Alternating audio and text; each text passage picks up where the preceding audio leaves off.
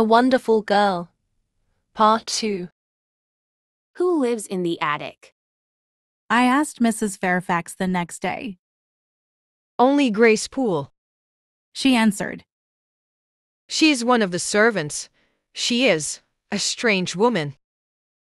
I remembered Grace Poole. She was a strange, silent woman who did not often speak to other servants. So perhaps it was Grace Poole who walked around the house late at night and laughed strangely outside the doors. That evening, when Adele finished her lessons, I went downstairs. Mrs. Fairfax met me.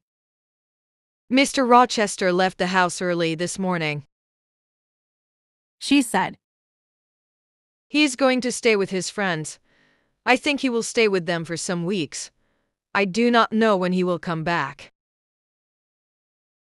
For several weeks, the house was very quiet again. Mr. Rochester stayed with his friends, and I continued my lessons with Adele. I did not hear the strange and terrible laugh at night again.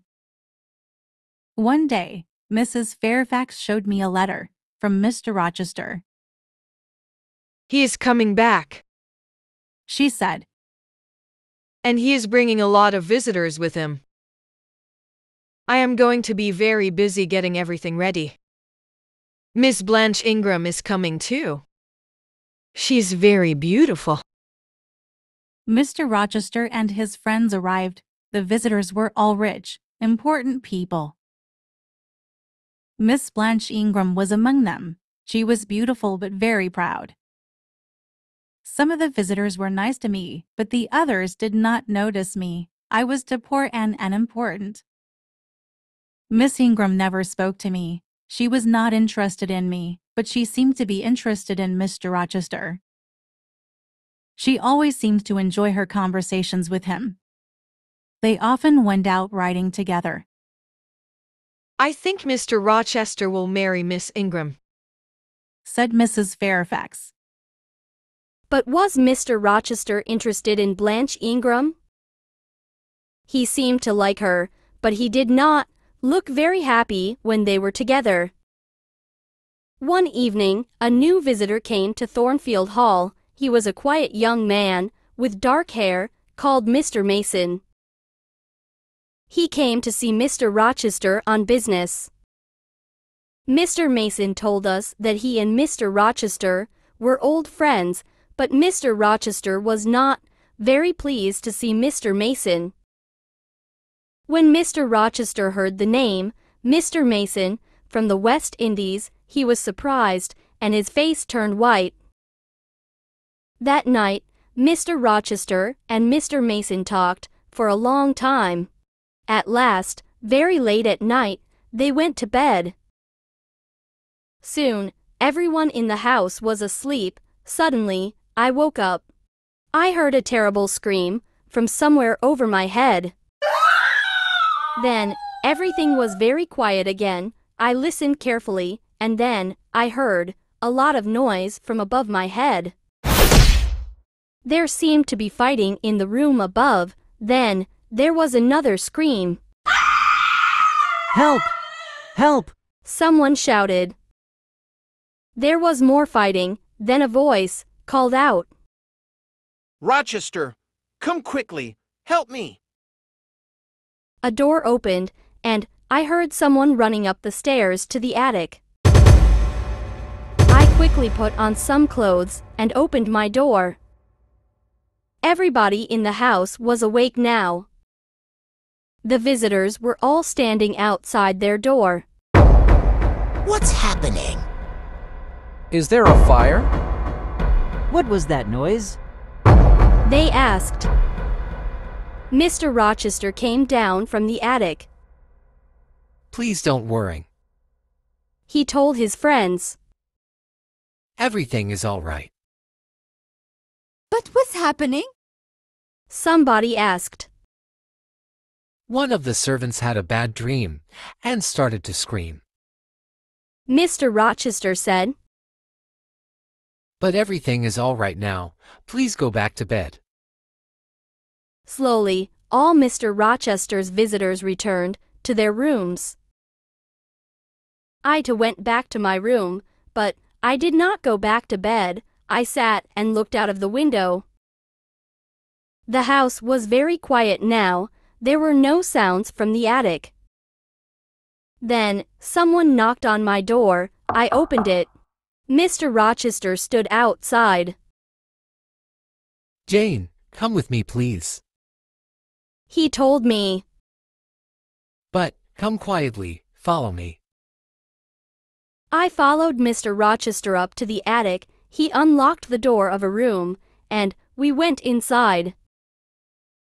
Wait here. Mr. Rochester told me. I stood next to the door.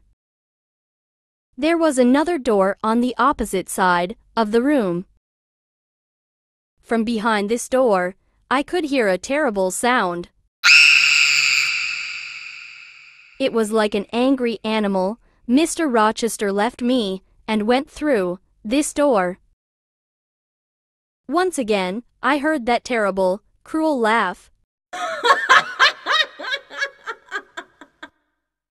Was Grace Poole behind the door? Mr. Rochester spoke to someone inside the room, and then came out and locked the door again. Came here, Jane. He told me quietly. I came further into the room. There was a large bed in the room. Mr. Mason was lying on the bed. His face was white, and his eyes were closed. There was a lot of blood on his shirt. He did not move. Is he dead? I asked. No. Answered Mr. Rochester. He isn't badly hurt, but I must go and bring the doctor for him. Will you stay with him until I get back?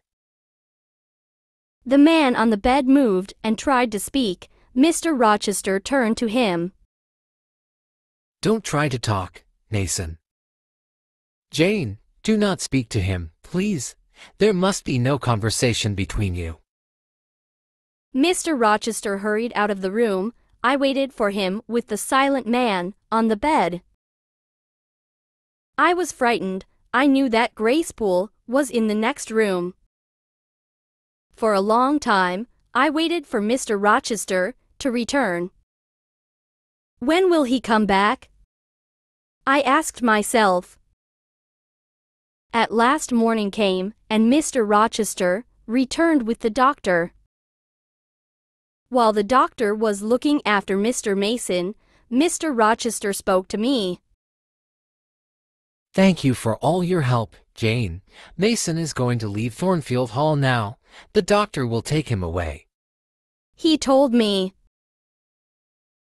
We helped Mr. Mason down the stairs and out of the house.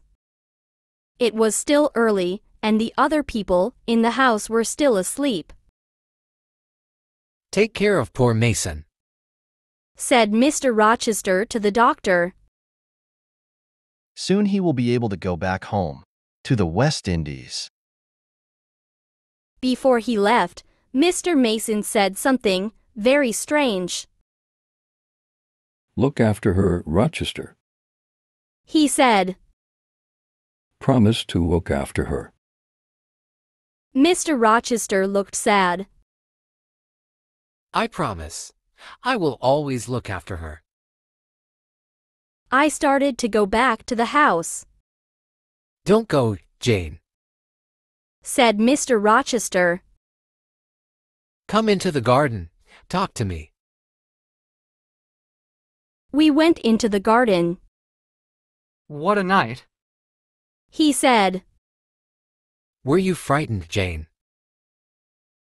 Yes, I was frightened. Up there, in the next room, there was someone. That terrible laugh. Mr. Rochester, will Grace Poole go away now? No, he replied. But don't worry about Grace Poole. Try to forget about her. She isn't dangerous. It is Mason I am worrying about. I was surprised to hear this. Mr. Mason? but he is frightened. He can't hurt you.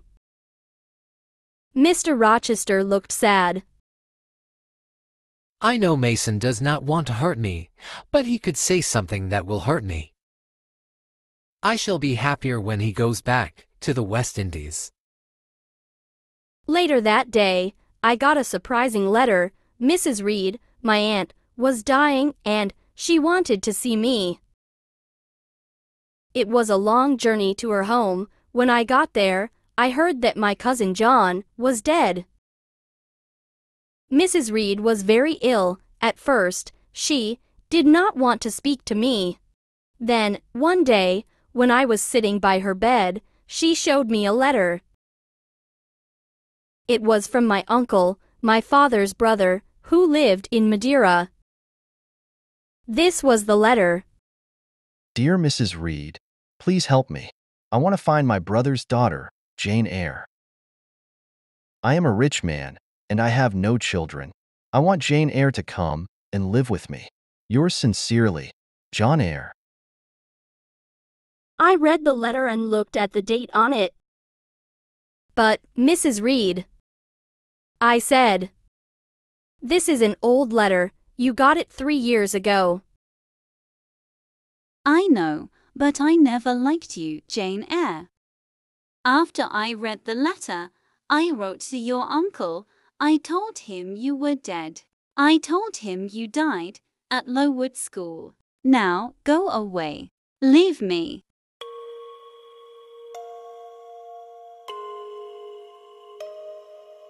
Soon afterwards, Mrs. Reed died, and I returned to Thornfield Hall. It was summer, and the fields around Thornfield Hall were very quiet and beautiful. For me, it was the most beautiful place in the world. It was my home now. Adele will be pleased to see me, I thought. But what about Mr. Rochester? He is the person I most want to see, but does he want to see me? Perhaps by now he is already married to Blanche Ingram. If they are not already married, they will be married very soon. I felt sad when I thought about Mr. Rochester and Blanche Ingram. So, I must soon leave this beautiful place, I thought. I can't stay here when Mr. Rochester is married. I will never see Thornfield Hall again. And, worse than that, I will never see Mr. Rochester again. As I came near the house, I met Mr. Rochester. When I saw that he looked pleased to see me, I felt happier. Adele and Mrs. Fairfax were happy to see me too. The visitors have all left now, said Mrs. Fairfax. It is very quiet here. It is good to see you again. Yes, this is my home, I thought. I've always been happy here. How can I leave it? I started to work, teaching Adele again. Everything was the same as before. Mr. Rochester still said nothing about getting married to Blanche Ingram. Then, one evening, he saw me in the garden. Come and talk to me, Jane, he said. I went towards him. Now, I thought, he's going to tell me that he is going to get married. Are you happy here, Jane? Yes, I am very happy. And you like Adele and Mrs. Fairfax? Very much. You'll be sad to leave them. I looked away. Now, he is going to tell me that I must leave because he is going to be married, I thought. I looked at him. Yes, I answered.